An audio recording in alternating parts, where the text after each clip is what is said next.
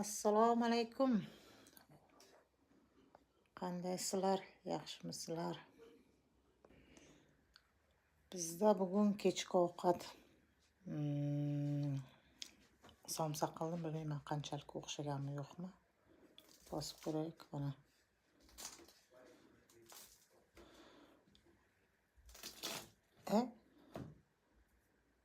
Bu ham sousi. Chesnok sous o'zim tayyorlaganman.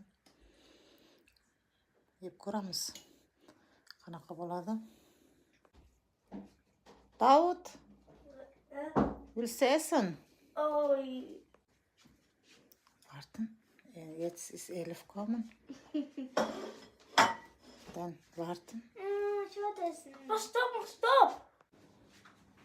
Salom Elif. Salam. Nima qilyapsan? Spielen. Spielen? Ja. Okay. Oh. Elif'te mana shu yerda uyi bor, 3 etajli. 3 etaj. Okay. Ich gehe zur Küche.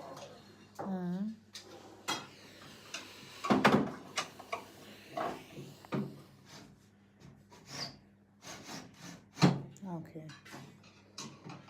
Ich koche etwa. Qachon uxlaysan Elif? Morgen shula? Ja. Morgen shula, wann du schlafst? Ich glaube bei 20 Uhr. Wie viel Uhr?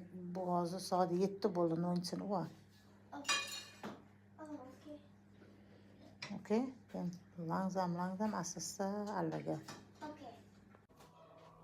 Hamma zaft mana kechki ovqat yeb bo'ldi. Endi ko'raylik qani o'g'lan nima qilyapti. Salom Davud. Davud, Ja. was machst du? Nima qilyapsan?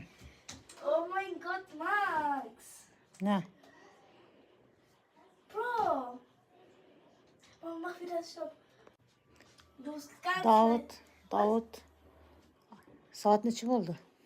19. 19. Wann schlafst du? Was? Qachon uxlaysan? 20 Uhr. 20 Uhr? Ja. Dann du hat weniger Zeit, ja? Okay? Okay.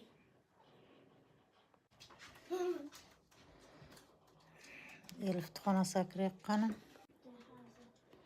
Elif, Was? Warte. so, wann du hat fertig? Deine Ich komm wieder Aufgabe? gleich, okay?